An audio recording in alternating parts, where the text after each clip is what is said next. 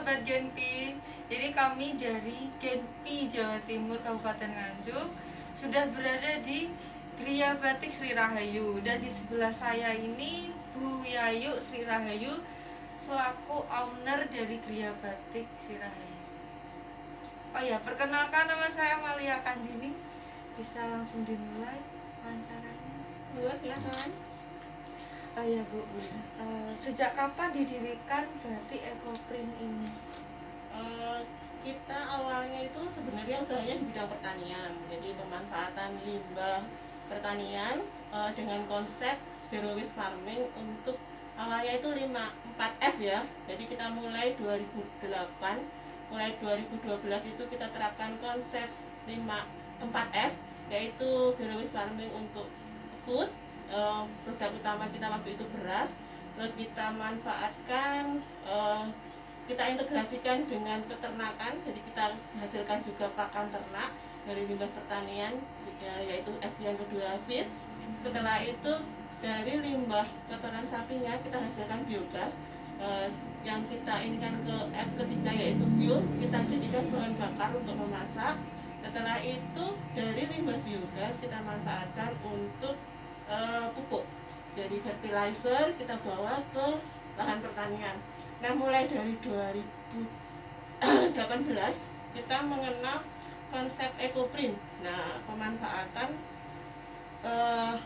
daun-daunan, tumbuh-tumbuhan yang ada di sekitar kita untuk pewarnaan kain. Sebelumnya kita mulai 2015 sudah belajar dan usaha batik, tapi masih memakai batik warna kimia. Nah, jadi mulai 2018 kita mulai mengenal dan usaha di bidang ekoprint. Untuk tumbuhannya itu punya Bu Yayu sendiri atau? Oh iya, kalau ekoprint itu sendiri kan pewarnaan kain dengan memanfaatkan tumbuh-tumbuhan yang tanimnya kuat. Jadi di sekitar kita itu banyak sekali tanaman yang bisa dipakai untuk pewarna, seperti daun jati, daun jarak, daun ketapang. Nah, sebagian besar memang kalau daun jati kita juga ada di lahan kita, terus gampang sekali kan ditemukan juga. Nah, ada yang kita tanam sendiri, ada yang kita cari di lingkungan sekitar kita. Iya. Lalu mulai kapan Ibu memulai membuat ekoprint? Itu tadi mulai 2018 ya. 2018 jadi sampai kita awalnya kenal batik dulu. Cuma kan sebagai petani dan juga kita memang pengennya usaha itu yang ramah lingkungan. Karena awalnya kita belajar batik itu masih pakai pewarna sintetis, pakai pewarna kimia, kita rasanya kok waktu buang ini hasil limbah-limbah pewarnanya itu gimana gitu ya, nggak enak. Terus setelah mulai 2018 itu kita kenal ekoprint dan juga pewarnaan alam, kita merasa sreg gitu loh, dan cocok juga secara ekonomis. Sebenarnya memang lebih ongkos produksinya lebih minimal juga, kan tumbuh-tumbuhannya ada di sekitar kita, kita nggak perlu beli kayak pewarna sintetis. Kalau di Nganjuk kan nggak ada. Jadi kalau dulu batik itu kita harus belanja ke Surabaya, belanja ke Solo. Kalau ini kan pewarnaannya sudah ada di alam, sudah disediakan di alam. Jadi kita merasa lebih secara biaya produksi lebih rendah, dan juga kita merasa tidak berdosa ya. Lebih mengurangi ini rasa nggak enak kita kan, limbahnya juga ramah lingkungan. Jadi memanfaatkan tumbuhan yang ada di sekitar. Iya, benar sekali. Terus untuk bahannya sendiri menggunakan tumbuhan apa saja? Kalau untuk ekoprint, pertama kainnya dulu ya. Kainnya itu karena yang kita pakai itu warna alami, jadi kainnya syaratnya memang harus pakai bahan-bahan yang alami juga, seperti kayak katun, sutra, terus serat rami itu bisa. Kalau untuk tumbuhan yang menghasilkan warna atau tanin yang kuat, seperti daun jati, kan kalau dipakai gudeg itu warnanya bisa coklat kemerahan gitu ya. Nah itu dipakai di kain nanti hasilnya juga akan coklat kemerahan gitu. Terus untuk daun itu tadi ketapang bisa nanti akan menghasilkan warna kuning, bisa juga coklat atau hitam. Jadi semuanya tergantung nanti ada proses mordant sama fiksasi di ekoprint itu. Daun jarak berarti juga. Daun jarak juga bisa. Lalu bagaimana proses mengenalkan produk kepada masyarakat untuk mempromosikan produk tersebut? Untuk pemasaran kita ada galeri di sini ya di rumah secara offline, terus yang ada juga di POO difasilitasi oleh Disperindak Nganjuk di Mustika Square, dan ada juga galeri di Surabaya di Geraha Gunung Anyar Rungkut. Terus kita sekarang juga mau buat lagi di Hindu. Untuk yang offline, online kita juga pemasarannya melalui Instagram, website, juga WA bisnis. Kalau untuk pengenalan sebelum COVID kita ada edukasi ya untuk ke anak-anak, edukasi tentang ekoprint dan juga tentang biogas. Karena sekarang COVID jadi ya terpaksa kita berhenti dulu. Off dulu. Iya, off dulu. Untuk batik ekoprint ini dipasarkan kisaran harga berapa? Sebenarnya batik itu berbeda ya sama ekoprint. Kalau batik kita harus memakai malam, kalau ekoprint warna-warna yang dari daun, dari alam, dari bunga. Nah, nggak ada perintang ininya, nggak ada perintang malamnya. Cuma kita juga ada produk batik ekoprint, jadi kombinasi antara batik dan juga ekoprint. Kebetulan kan ekoprint itu tidak bisa diprediksi kadang hasilnya bisa bagus, kadang bisa kurang bagus, kurang sesuai yang kita inginkan. Nah itu yang kita jadikan batik ekoprint. Kita kombinasikan nanti antara ekoprint dengan batik, kita bikin batik lagi. Kalau untuk kisaran harga ya, kita ada beberapa produk, mulai dari masker, kerudung, kain, dan juga ready to wear seperti outer. Kalau untuk masker kisaran harganya mulai dari 15.000, kerudung mulai dari 70.000. Kalau kain tergantung, jadi tergantung jenis kainnya dan juga tergantung ukurannya. Kalau untuk katun primis rata-rata kain 250, kalau untuk sutra di atas 700. Berarti yang kalau ini ada kaos juga. Iya.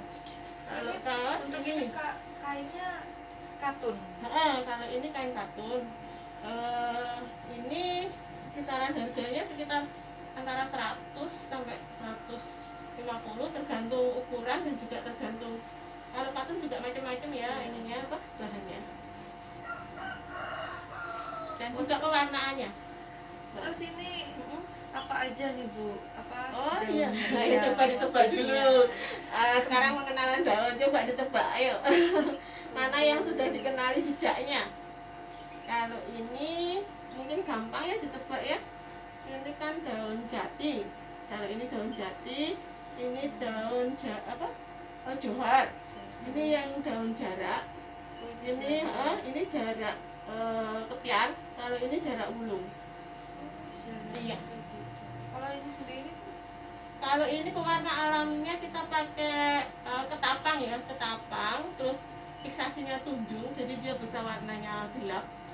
Jadi kalau daun itu nanti di kain tergantung ini tadi keluaran hasilnya tergantung mordant proses mordannya, dan juga nanti tergantung fiksasinya.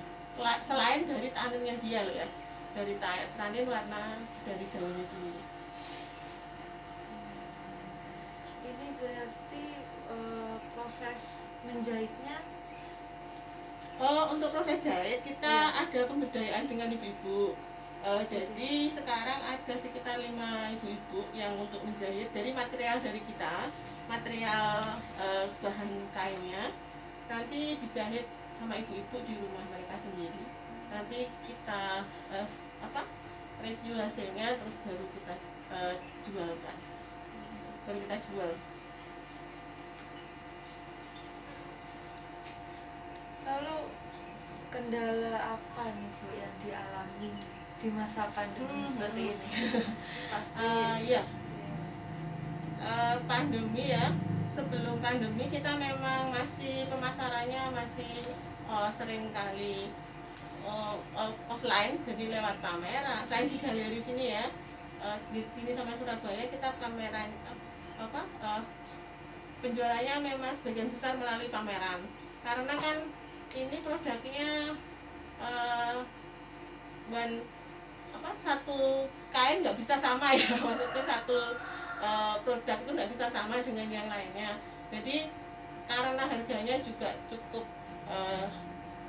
tinggi juga, jadi biasanya memang kita fokusnya pameran, lewat pameran dan juga galeri. Nah karena COVID mau nggak mau kita juga harus berjualan secara online. Nah itu kita kendalanya sebenarnya bukan kendala juga ya, kita jadi memaksa diri untuk terjun ke pemasaran online, dan kita mengenal juga untuk kayak pameran online, terus virtual, misalnya virtual fashion show. Nah itu kita belajar juga, jadi bisa dibilang itu kendala, tapi bisa juga dibilang itu ilmu baru dan opportunity yang baru, karena ternyata di situ juga ada celah-celah pasar tersendiri.